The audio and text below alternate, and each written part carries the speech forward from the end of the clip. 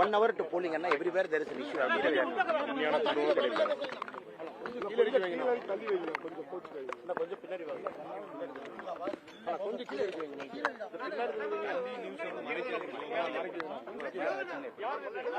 கொஞ்சம் கீழே இருக்கு வைங்க.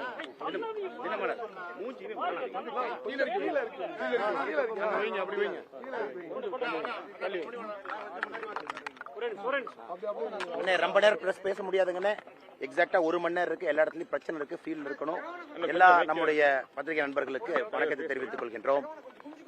கோயம்புத்தூரை பொறுத்தவரை விறுவிறுப்பாக வாக்குப்பதிவு காலையிலிருந்து நடந்தாலும் கூட சோகமான விஷயம் என்னன்னா, கிட்டத்தட்ட 1 லட்சம் பேர்த்துக்கு மேல இங்க அவருடைய வாக்காளர்களுடைய பட்டியல் ஓட்டர்ஸ் லிஸ்ட்ல அவங்க பேர் இல்ல. இது ரொம்ப சோகமான ஒரு விஷயம். இந்த பூத்துக்குள்ள போனீங்கன்னா மஸ்கட்ல இருந்து ஓட்டு போட வந்திருக்காங்க, டெலிட்டட். அதே போல எல்லா இடத்துலயும் என்ன லாஜிக்ல டெலிட் பண்ணிருக்காங்கன்னே தெரியல. பூத்துக்கு 20 பேர் 25 பேர் சம்பந்தமே இல்லாம, கணவனுக்கு ஒரு போலிங் பூத்துல ஓட்டு இருக்குன்னா மனைவிக்கு வந்து இங்கிருந்து 6 கிலோமீட்டர் தள்ளி 3 போலிங் பூத் தள்ளி ஓட்டு போட வச்சிருக்காங்க.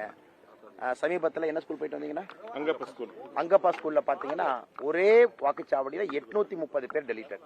830 பேர் ஒரே வாக்குச்சாவடியில 830 பேர் டெலிட்டட். 830 பேர் இங்க இருக்கிறாங்க. இது தெரியும், எல்லா எலெக்ஷன்லயும் கூட இது நடக்கிறது. ஆனா இந்த முறை வந்து இவ்வளவு பெரிய அளவுல ஒரு மாஸ் ஸ்கேல்ல பிளான் பண்ணி கிட்டத்தட்ட 1 லட்சம் பேர்த்துக்கு மேல இந்த அளவுக்கு டெலீட் பண்ணிருக்காங்க அப்படின்னா எலெக்ஷன் கமிஷன் என்ன வேலை செஞ்சாங்கன்னு தெரியல. ஓட்டர்ஸ் லிஸ்ட் ப்ரிப்பரேஷன் இருக்கு. அதன் பிறகு 801-2 மிஸ் ஆனா கூட பரவாயில்ல, பார்க்க மாட்டாங்கன்னு சொல்லலாம். 830 பேர்த்த ஒரே ஊர்ல ஒரே இடத்துல அவருடைய வாக்குரிமை எடுக்கப்பட்டிருக்குன்னா இது நியாயமான முறையில தான் election commission pre poll preparedness, தேர்தல் அறிவிப்பதற்கு முன்பு தங்களுடைய வேலையெல்லாம் செஞ்சிருக்காங்களா அப்படிங்கிற கேள்வி எழுது. அதையெல்லாம் தாண்டி மக்கள் வந்து உற்சாகமா இருக்கிறாங்க. ஆனா இதுதான் எங்களுக்கு பெரிய வருத்தம். இவ்வளவு பேர் பண செலவு பண்ணி மலேசியால இருந்து, மஸ்கட்ல இருந்து, வேற வேற ஊர்ல இருந்து வந்தும் கூட அவர்களுக்கு வந்து வாக்குரிமை மறுக்கப்பட்டிருக்கிறது. அது ஒரு இடத்துலயும் நடக்கிற ஸ்டோரி. பல்லடம் சூலூர்ல இருந்து பாத்தீங்கன்னா கோயம்புத்தூர் டவுன் வரைக்கும். அதனால எல்லா இடத்துலயும் கூட ரிட்டர்னிங் ஆபீசர், மாவட்டத்தினுடைய ஆட்சியர்கிட்ட நம்ம டீம் பேசிட்டு இருக்காங்க. பல இடத்துல சாலை மறியல் பண்ணிருக்காங்க, பல இடத்துல போராட்டம் பண்ணிருக்காங்க. பட் இதுக்கான என்ன சொல்யூஷன் அப்படிங்கறத நாங்களும் தேடிட்டு இருக்கோம். 1350 ஓட்டு இருக்க இடத்துல 830 ஓட்டு டெலிட் பண்ணா அது எப்படி, என்ன லாஜிக்ல அந்த ஓட்டர் சிஸ்டம் ப்ரிப்பேர் பண்ணிருப்பாங்கன்னா அவங்களுக்கே தெரியும் 70% ஓட்டர்ஸ் அங்க இல்லைன்னு. அதனால அந்த இடத்துல ரீபோல் கேட்கறோம். அங்கெல்லாம் ரீபோல் நீங்க கண்டிப்பா பண்ணணும். காரணம் எல்லோரும் ஆர்வமா ஓட்டு போறதுக்கு வர்றாங்க. அப்புறம் இரண்டாவது, இன்னுமே எலெக்ஷன் கமிஷன் டிரான்ஸ்போர்டேஷன்ல ரொம்ப சுணக்கம் காட்டியிருக்காங்க. டிரான்ஸ்போர்டேஷன் கொடுக்குறோம், நாங்க வந்து வயதானவர்களுக்கு வந்து ஃபெசிலிட்டேட் பண்றோம்னு. ஸோ பல இடத்துல பாத்தீங்கன்னா பேசிக் ஃபெசிலிட்டிஸ் கூட இல்லாம இருக்கு. அதுவும் ஒரு பிரச்சனை. ஸோ கோயம்புத்தூர் எங்களுடைய நம்பிக்கை என்னன்னா மக்கள் நிறைய ஓட்டு போடணும். 3 மணிக்கு வந்து கிட்டத்தட்ட 50.5% வாக்கு பதிவாயிருக்கு. 75% தாண்டினா சிறப்பா இருக்கும். ஒரு கோவை மாதிரி நகருக்கு எல்லோரும் படித்தவர்கள் நல்லா ஓட்டு போடணும். இன்னும் ஒரு கடைசியா பாத்தீங்கன்னா போலிங் 6 o'clock க்ளோஸ். அதுக்கு மேல டோக்கன் கொடுத்து 7 மணி வரைக்கும் நீட்டிப்பாங்க.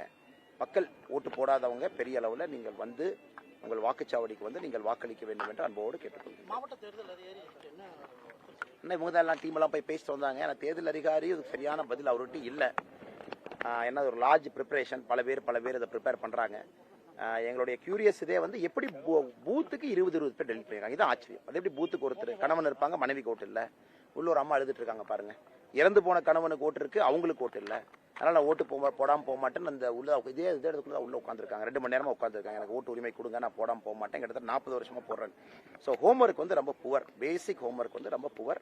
இதுல பொலிட்டிக்கல் இன்டர்ஃபரன்ஸ் இருக்காங்கிற சந்தேகம் எங்களுக்கு வருது. காரணம், நிறைய பாரதிய ஜனதா கட்சியினுடைய வாக்காளர்கள் எல்லாமே ட்ரெடிஷனலா ஓட்டு போடுறவங்க. அவங்க இன்னைக்கு வந்து நிறைய இடத்துல வந்து வாக்குரிமை மறுக்கப்பட்டிருக்கிறது.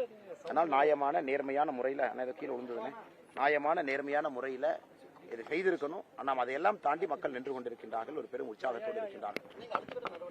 ஆனா இதெல்லாம் கம்பைல் பண்ணிட்டு இருக்கோம். ஒன்னு உடனடியா ரிட்டர்னிங் ஆபீசருக்கும் அப்சர்வருக்கும் இதெல்லாம் டாக்குமெண்ட் பண்ணி கொடுத்துட்டே இருக்கும். நம்பர் 1. ரெண்டாவது, இது எல்லாம் வந்து ஒரு பெட்டிஷனை ப்ரிப்பேர் பண்றோம். அந்த பூத் எல்லாம் வந்து நீங்க 60% ஓட்டை நீங்க டெலிட் பண்ணிட்டு அதுல வாக்குப்பதிவு நடத்தி அதுல என்ன வரப்போகுதுங்கண்ணே? அது என்ன நியாயமா? அந்த தெப்பக்குளத்துல ஒரே இடத்துல 200 ஓட்டு டெலிட் பண்ணிருக்காங்க.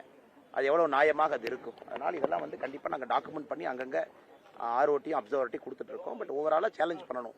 கிட்டத்தட்ட 1 லட்சம் வாக்காளர்கள் எங்களுடைய கணக்கீட்டின்படி அப்படிங்கிறது ரொம்ப பெரிய லெவல்ல இருக்கு. நார்மலா உங்களுக்கு டெலிட் பண்ணும்போது ஷிஃப்டடும்பாங்க, டெத்தும்பாங்க, ஆப்சென்ட்பாங்க. இந்த 3 விஷயத்தான் பார்ப்பாங்க. ஆப்சென்ட், ஷிஃப்டட், டெத், ஏஎஸ்டி அப்படிம்பாங்க. ஆனா இன்னைக்கு நீங்க பாத்தீங்கன்னா உயிரோடு இருக்கிறாங்க. கணவன் வாக்கு இருக்கு, மனைவி வாக்கு இல்லை. ஜஸ்ட் நீங்க நம்பலீங்கன்னா இங்க உள்ள நீங்க ரேண்டமா போலீஸ் ஸ்டேஷன்லாம் பாக்குறோம். நீங்க ஜஸ்ட் உள்ள போய் பாருங்க, ஒரு அம்மா உள்ள அழுதுட்டு இருப்பாங்க ரேண்டமா.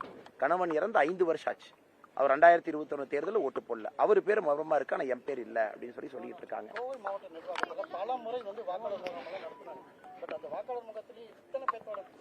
பேருக்கு நடத்தக்கூடாதுங்கண்ணா. அதாவது பேருக்கு நடத்தக்கூடாது. பேருக்கு ஆபீசர்ஸ் ஒரு பிரஸ் மீட் வச்சுக்கிட்டு பேசிட்டு வாக்காளர் முகாம்ங்கிறது கீழே போகணும், வீட்டுக்கு போகணும், ரீச் அவுட் பண்ணணும். ஒரு பூத் ஸ்லிப் எனக்கு எப்படி கொடுக்க முயற்சி பண்றாங்களோ, பூத் ஸ்லிப் எல்லா இடத்துக்கும் கொடுக்கல, ஒரு பூத் ஸ்லிப் கொடுக்கறதுக்கு எப்படி முயற்சி பண்றாங்களோ ஒரு வாக்காளர் முகாம்ங்கிறது அப்படி இருக்கும். ரியலா போய் வீட்டுக்கு போய் பார்க்கணும். சும்மா நேம் சேக்கு 2 டீச்சரை டைவர்ட் பண்ணி 2 நாள் அவங்களுக்கு ஒரு ட்ரைனிங் கொடுத்து 1 நாள் ஃபீல்டுக்கு போக வச்சு அப்புறம் எல்லா தேர்தல் எல்லா பொலிட்டிக்கல் பார்ட்டியினுடைய ஏஜென்ட் ஒரு 1/2 நாள் வர வச்சு ஸோ அந்த மாதிரி நடத்தினா சரியா வராதுங்கண்ணா. People have to personally go check. அதுக்கு ஒரு டைம் எடுத்து பர்சனலாக செக் பண்ணி அதை இன்னும் கொஞ்சம் ப்ரெஸ் மூலமாக அட்வர்டைஸ் பண்ணி அதை மாவட்ட ஆட்சியரெல்லாம் நேரத்தை ஒதுக்கி தனியாக ஆஃபீஸர்ஸ் போட்டு மைக்ரோவாக பிளான் பண்ணி பண்ணணும். ஏன்னா இது லார்ஜ் ஸ்கேல் இல்லைங்கண்ணே. உங்களுக்கு இந்த அளவுக்கு வாக்கு டெலிட் ஆயிருக்குன்னா அது லார்ஜ் ஸ்கேல். அப்புறம் தேர்தல் இது மாதிரியே மக்களுக்கு எப்படி நம்பிக்கை வரும்? ஒருத்தர் ஜனநாயகத்தில் கஷ்டப்பட்டு ஓட்டு போட வைக்கிறோம். ஒரு முறை ஒருக்கா ஓட்டு இல்லைன்னு தெரிஞ்சா 2வது முறை அவங்க வரவே மாட்டாங்க, அவங்க லைஃப் டைம் வரவே மாட்டாங்க ஓட்டு போடுறதுக்கு. அதனால இதெல்லாமே ஒரு ஜனநாயகம் நன்றாக இருக்க வேண்டும் என்றால் இதெல்லாம் பார்க்க வேண்டிய விஷயம்.